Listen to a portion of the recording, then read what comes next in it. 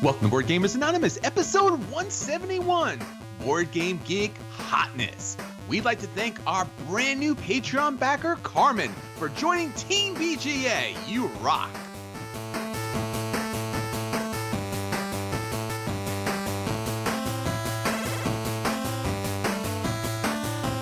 You're listening to a proud member of the Dice Tower Network, dedicated to bringing podcasters together for the greater good of gaming.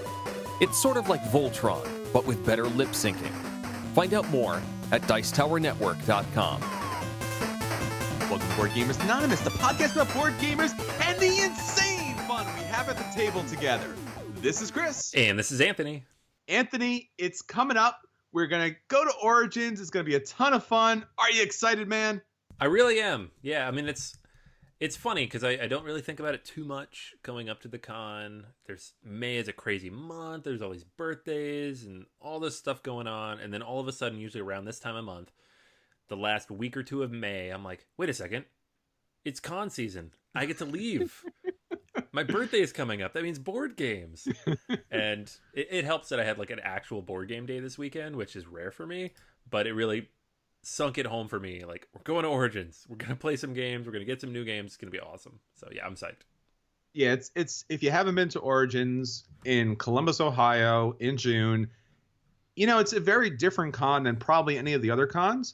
It has a really nice mix of just kind of open board gaming. It has a board game library, some special events, True Dungeon's going to be there, and a whole bunch of vendors. And it's a really good kind of start for the convention season because you get to see a lot of demos and the excitement starts happening. Like, people start getting excited about the con season. So like Origins is kind of the opening for that.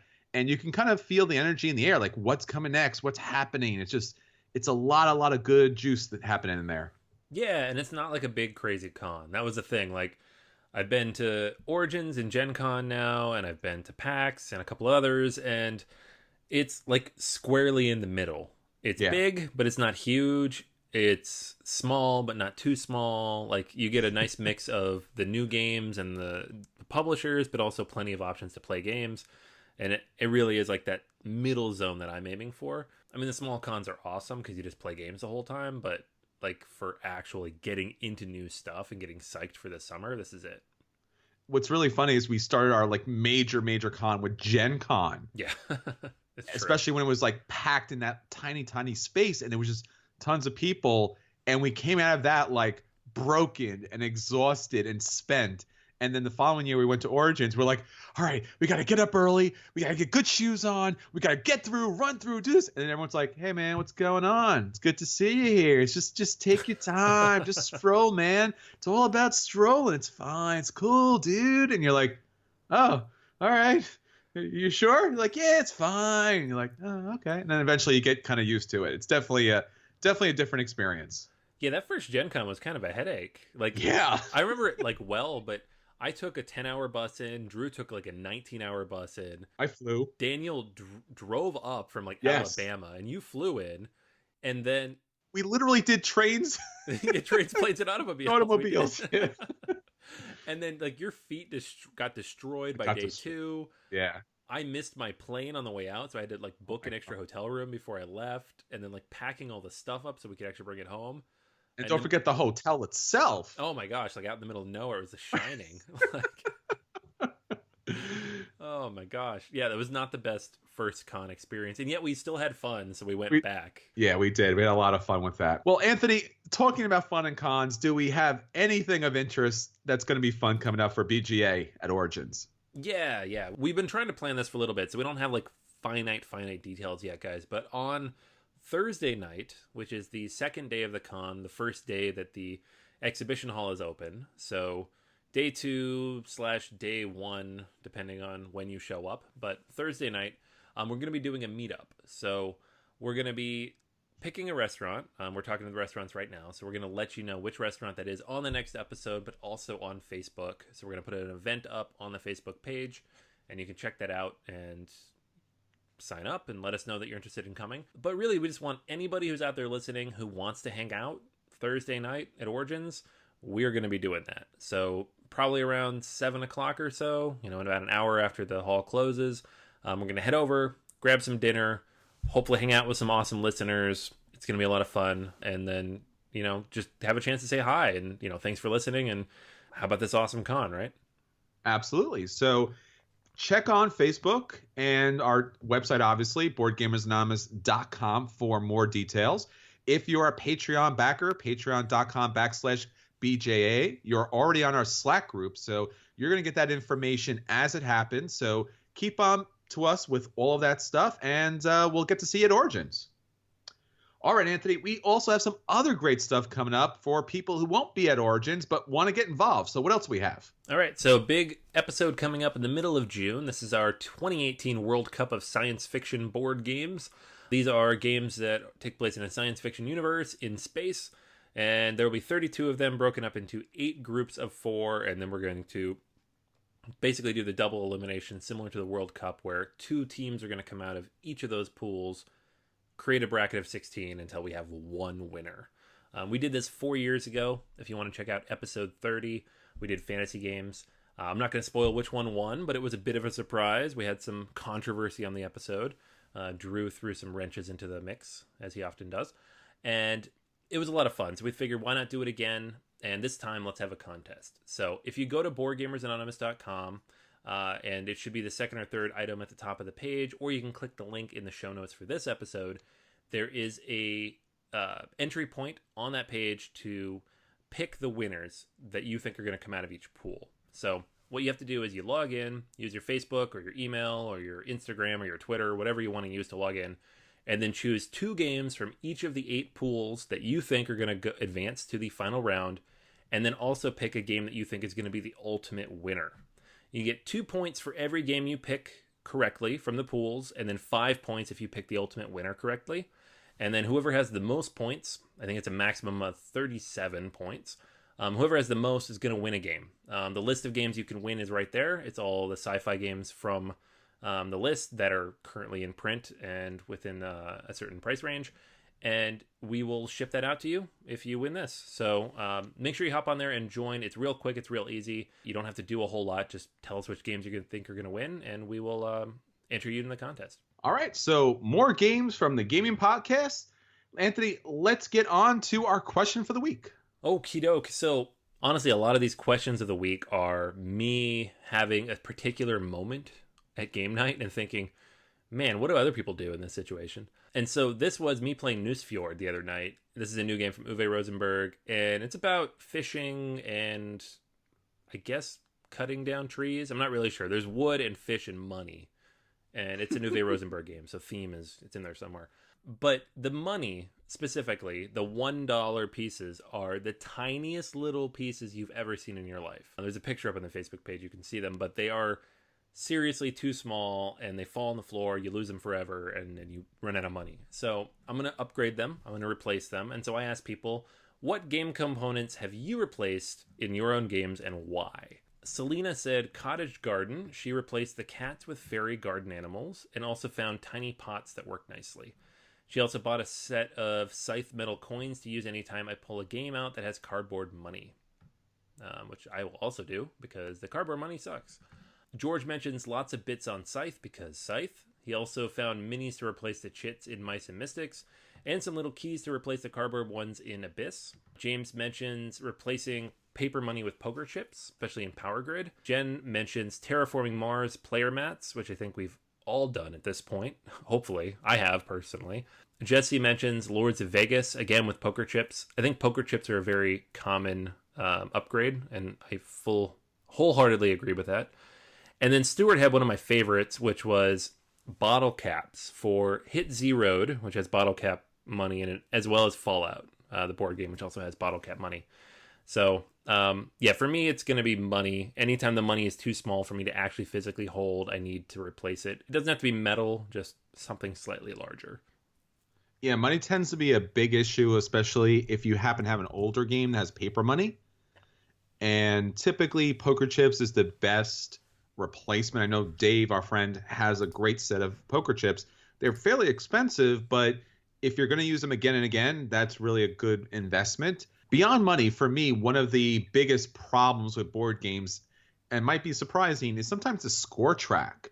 So, for example, Santa Maria, one of the newer games, has these little pink tokens that you're supposed to kind of like stack up in this little area on your board for victory points. But they don't really stack very well, and it's kind of a small area, and they kind of topple over, and they're really hard to manage.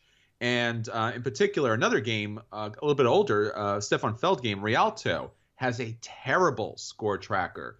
So what I like to do is take a score tracker that I already have laminated and kind of use that as a universal score tracker. Or just sometimes when you get that really weird snake score tracker where if you're not careful, you kind of either give yourself plus 10 or minus 10. It's always really messy. So just having a spare score tracker actually helps a lot. Yeah, the snake is the worst. It's seriously awful. Stop doing it, guys.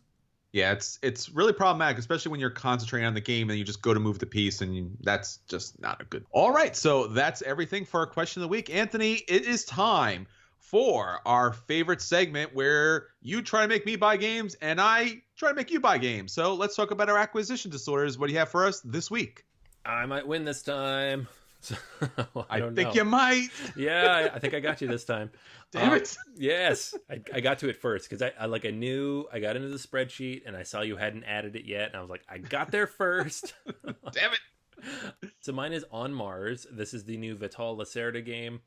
There were rumors that he was working on a Mars game going back a year or two now, but it just finally got added to BGG, and it is now number 1 on the Hotness. So, spoiler for our future feature, this is the hottest game on BGG right now because it's Mars. We all love Mars, and it's Lacerda, and it looks amazing. I don't know who the publisher is yet. Hopefully it gets the Ultimate Deluxe Edition presentation. And in terms of components and mechanics, there's a whole lot going on. You know, the cover of the game is kind of that old Art Deco NASA style, looks like 1960s cover. But then you look at the actual components, and it's just this sprawling, big, wide open hexagonal map of Mars, and then all these different bits and pieces going on. So it's kind of a mix of economic and exploration with a little bit of farming mixed in. You're going to Mars, you are trying to build up your settlers on Mars, and you're trading back not only locally with other settlers and colonies on Mars, but also back with Earth.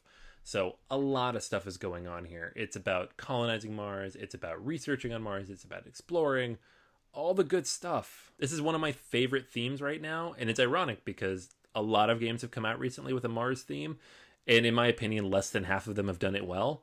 But the ones that do it well are among my favorite games. So I really do enjoy this. I think it's really fun. It takes the whole exploration and colonizing idea, removes it from the murky waters of Earth history and puts it on a new planet, and it just really creates a really cool experience. And I think Vital Lacerda, who's a guy who puts theme into his games better than any other Euro designer, period, is really going to do this justice. So I'm very excited for this one. Wow, you threw a period out there. Period. Done. Wow. Yeah, absolutely. This game looks fantastic. I was going to get it to the list, but he got there. And let me just say, area control, hand management, pick up and deliver, point-to-point movement, tile placement, and probably one of my favorite mechanics, the variable phase order. So you can kind of pick what actions you're going to be taking based upon everybody else. So this looks great. This looks outstanding. So this is definitely something that I'm going to be picking up. Hopefully this gets picked up pretty soon and we know who the publisher is. Maybe Eagle Griffin or somebody else, but looks fantastic. Definitely check this one out. This is definitely one I want a deluxified version of. It looks really, really good. All right. So I wanted to talk about something a little bit on the I guess, much lower end as far as weight is concerned and much more on the terrestrial end, because what we're talking about is Forgotten Treasures. We talked about this last week because it's a Spiel des Jahres nomination. This is Luxor, Forgotten Treasures. And the reason why I bring this up is because it is currently on Kickstarter. And as Anthony and I mentioned earlier, going to conventions really kind of teaches you a couple lessons about board gaming. One being when a game comes up for nomination and could be receiving the award for Spiel des Jahres, it tends to go out of stock and out of print very, very quickly. So Luxor being on Kickstarter is something to take a look at right now. Now, if you're not familiar with this game, it's from Queen Games, and basically you are a treasure hunter. Now, this game is kind of similar as far as a kind of roll and move game, but instead of dice, what you're going to be doing is you get 5 cards, and you will line them up on a little placard, And then you get a choice. You can play the card all the way to the left or a card all the way to the right. It will tell you what movement you can take as far as exploring this whole area. And then you will take that particular number. It might also have a special action or ability that's associated with it. And then once you take that, you'll add another card that'll go right in the middle. So all the other cards can kind of get pushed to the edge. And it's kind of an interesting action selection that you can do. Now, the game itself is a set collection game. So basically what you're doing is you're moving your archaeologist through this tomb area. And basically there are randomly assigned tiles throughout the board. So what is required to dig up these treasures is a certain number of archaeologists. So once your meeple lands there, if it requires only one, you get that resource or that's kind of treasure, and that becomes part of your set collection. Now, if you need an additional explorer / archaeologist, don't worry about it, because as you go through the board, you'll unlock other people that you'll be able to utilize in the game. So even though you're way ahead, that person you unlock goes way back to the beginning. So you'll have a second opportunity to land on another tile or be able to hit the right tile with the right number of meeples so that you'll be able to get that special award. Now, don't worry, because even once those tiles are claimed, the board commands you to put a different type of tile down there. So other players will have the opportunity to get additional tiles throughout the game. There's some special actions and ability in this game. And basically it's a race, because if you're able to get to kind of the central chamber of this dig, you'll score a bonus victory point. So it's a bit of a set collection. It's a bit of an odd action selection, and it's currently on Kickstarter. So by the time you hear this, you only have about a day or two. It backs on Tuesday, May 29th. You can pick this up for $68, which is their collector's edition, which comes with their typical little Queenie expansions and their what they call an expedition expansion along with the game. So definitely check this one out. Yeah, this is one that I guess they kickstarted a while back, and they're like, let's do it again now that we have an award nomination. I haven't played it yet. I look forward to playing it at Origins because I know they're going to have it. So we will let you know what to think then as well. All right, Anthony, so that's it for acquisition disorders. Now to the games that are actually hitting our table. What you got this week? Okay, so I have a bit of an older game that just recently is getting a re-release. It's called Kashgar, Merchants of the Silk Road. It originally came out in 2013 from Cosmos, and it's being reprinted by Grail Games, who have become known for digging back 10 to 20 years and finding these old Euros that only got a single print run, but that people are eager to see. So they've been doing a lot of Reiner Knizia games. This game, I did back it. It just showed up, and it is a fairly light to middleweight game. Designer Gerhard Hecht. And it's, I guess you'd call it deck or pool building, but it's fairly unique in how it works. So you have a board, and it has all your different resources on it. There are 5 or 6 different types there. And then you have 3 columns of cards. You start the game, I think there are 2 cards in each of those columns. And you will then take one action on every turn you have. And when you take your action, you activate the top card from one of those columns. The cards will do all sorts of different things. They will get you different resources that go onto your board. So spice, gold, mules, all sorts of different stuff that you can then use later to get victory points. You can bring new action cards into those columns, which then go to the back of the column. Every time you use a card, it goes to the back of the column as well.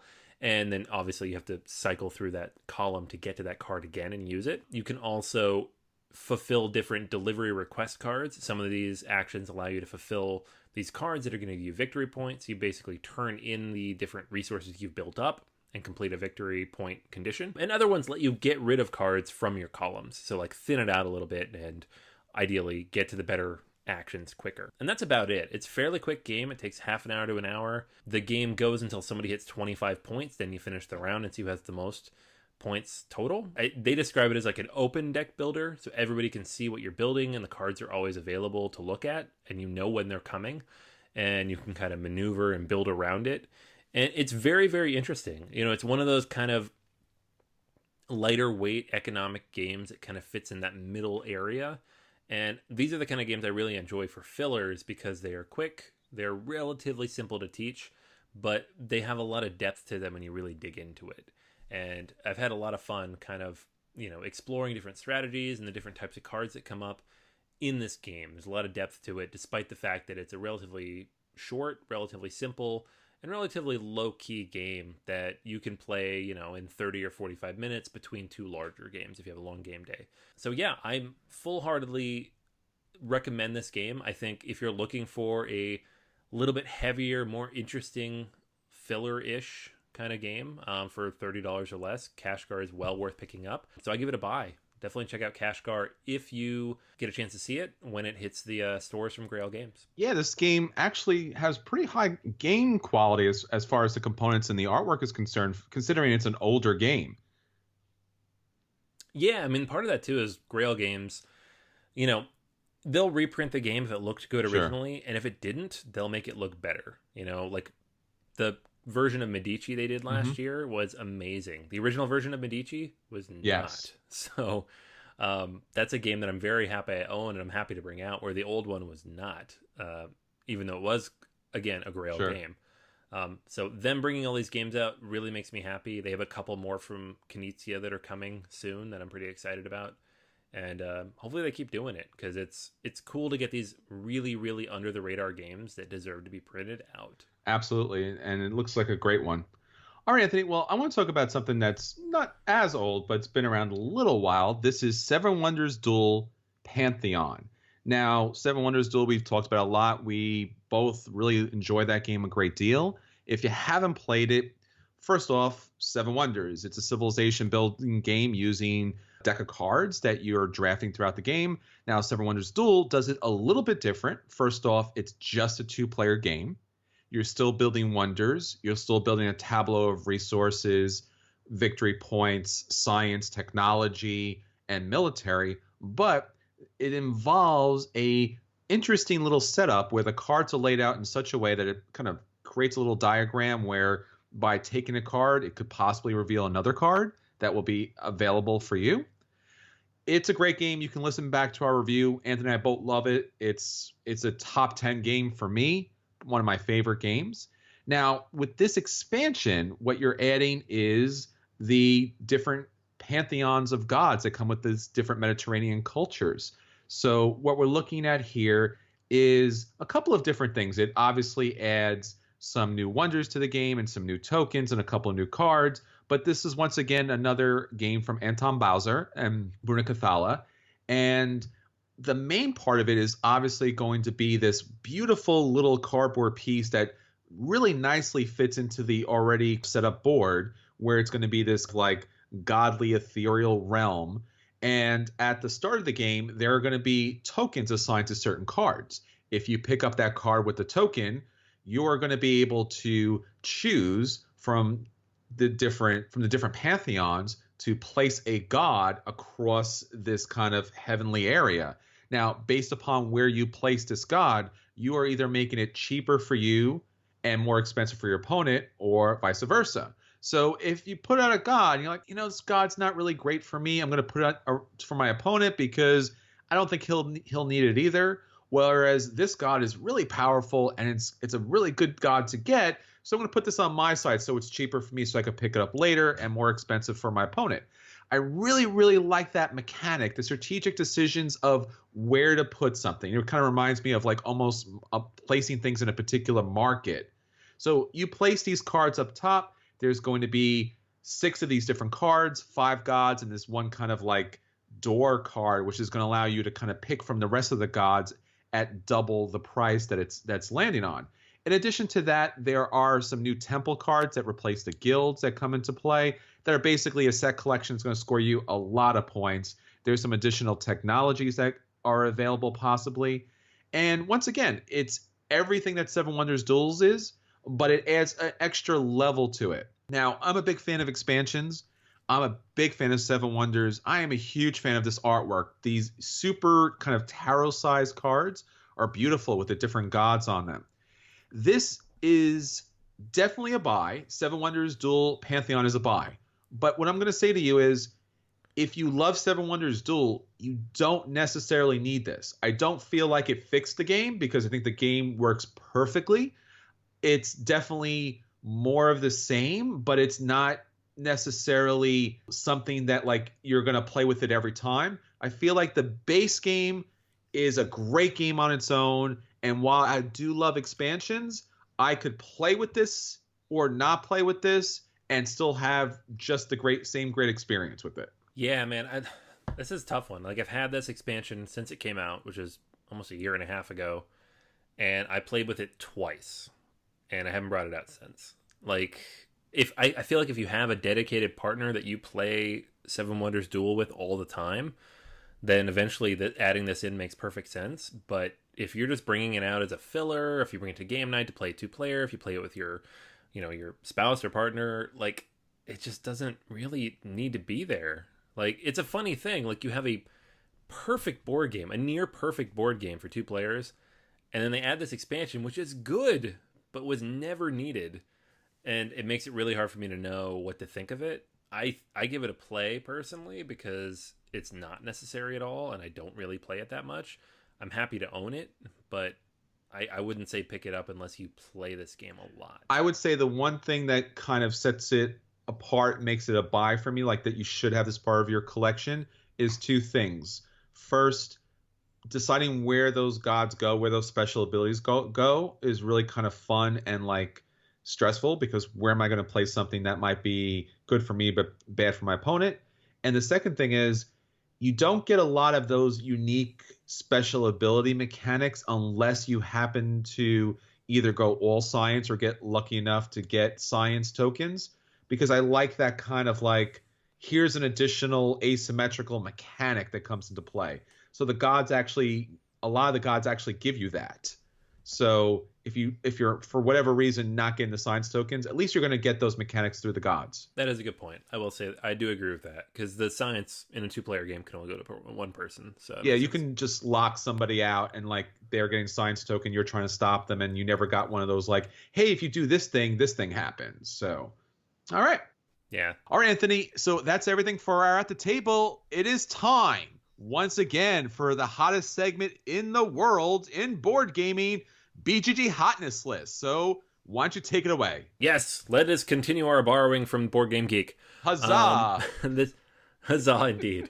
So we're going to share the top 15 games on Board Game Geek as of May 21st when we record this. And again, we are getting into full-blown convention season. There are small cons happening everywhere. There is Origins coming up. We have Dice Tower Con in July. We have Gen Con in August. Lots and lots of games popping up because of this. So this is going to change a lot. But today, these are the games at the top of the list. Number 1, On Mars. Again, this is the game I talked about in my acquisition disorder, so I won't rehash all that, but it's a new Vital Lacerda game, and it looks awesome. Number 2 is Luxor, which was Chris's acquisition disorder, so we are 1 and 2 this week.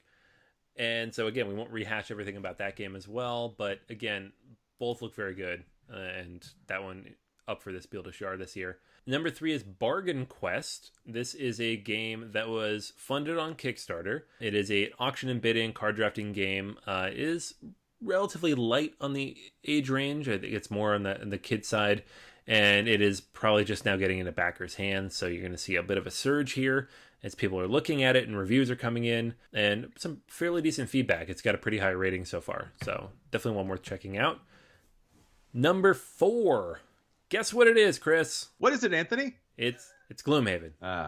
Again? It is Gloomhaven. It's going to be Gloomhaven forever, isn't it? It's in the top 5 for the rest of time. All right. Yes. Yeah. All right. So we'll leave it at that. Gloomhaven, number 1 rated game of all time, still in the top 5. Okay. Number 5 is Black Rose Wars. This is a game that was recently funded on Kickstarter.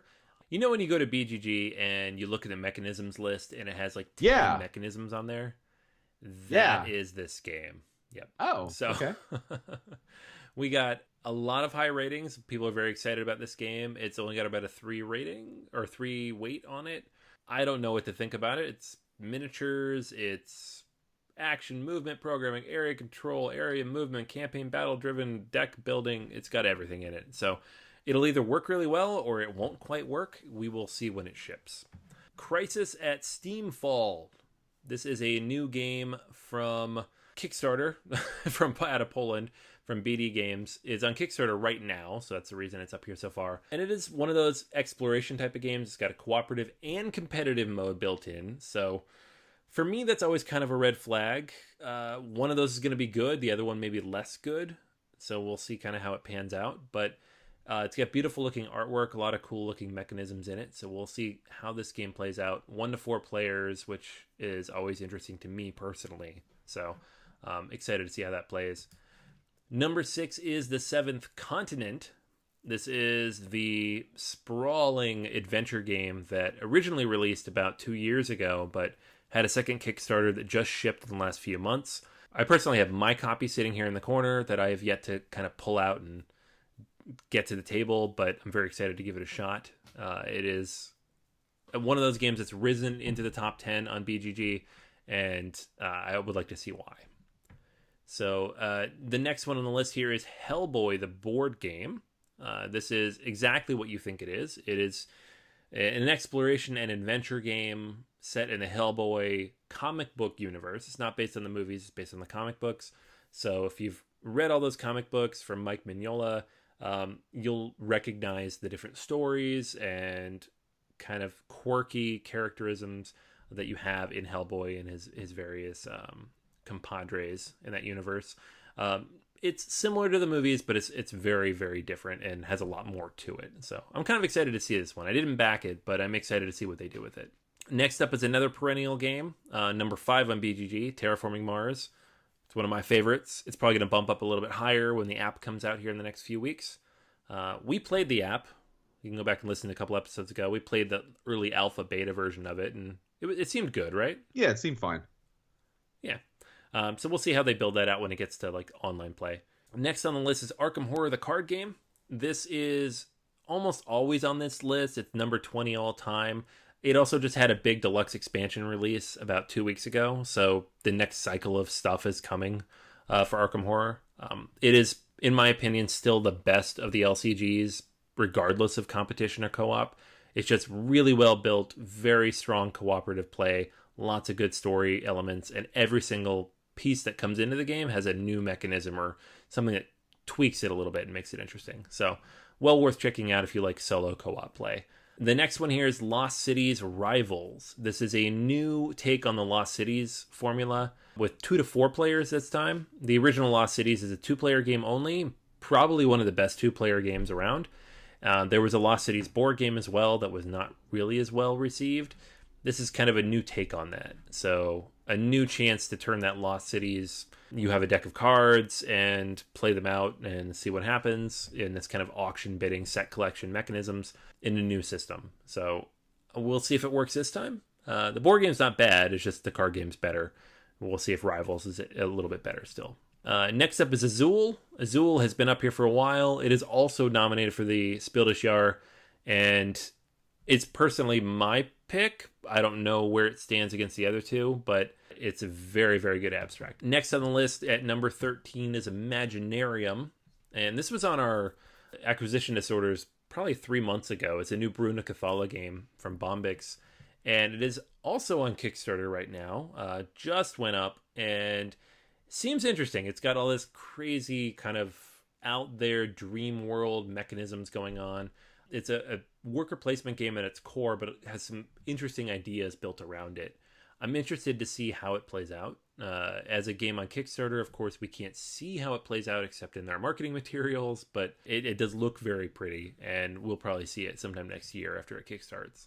Number 14 is Europa Universalis. If you're wondering why this is on the list, considering it's a game from 1993, it is because the video game company Paradox Interactive has announced that they will be making board games based on some of their video games, some of which are based on board games. So the basic idea is that they have a series of video games based on the Europa Universalis world, and they want to build a new board game on top of this. So people are talking about it in the forums. Should you go back and check out this old game? Do you like big, sprawling civilization games that take 10 hours? There you go. There's your answer. That's where you're going to get. So, and that is kind of where we're at right now. And then number 15 on the list is Scythe. Scythe is always up here again, number 7 all time. has a new expansion coming out here in the next few months, The Rise of Fenris, as well as an app coming out over the summer. Lots of people excited about that as well. So there you have it. Top 15 on BGG. All right, so that's everything for this time. Until next time, this is Chris. And this is Anthony. And we'll save you all a seat at the table.